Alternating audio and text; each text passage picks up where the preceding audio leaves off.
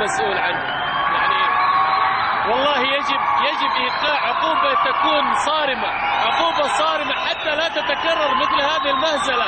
هذه والله مهزلة، ليس يعني شوف يعني ما هي الفائدة؟ يعني ما هي الفائدة الآن؟ شوف هذا لا يزال صغير بالسن، ولكن العقاب يجب أن يكون كبير. أين ولي أمر هذا الشاب؟ يعني سؤال، أين أبو هذا الشاب؟ أين ولي أمره بالتحديد؟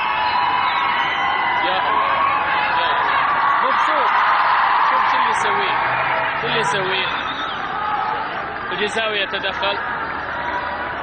يعني عندما نتحدث الخطأ ليس على هذا الطفل، ليس على هذا الفتى الصغير، الخطأ هو على الأسرة، على الجهاز الأمني المتواجد هنا، أيضا على وزارة التربية والتعليم، يعني لها دور كذلك.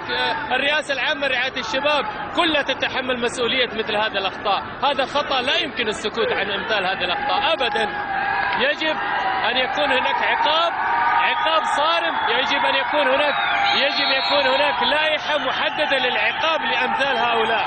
يعني ليس هناك مبرر أن تأخذ هذا الشاب وتعمل أحيانا ربما يكون هناك العقاب.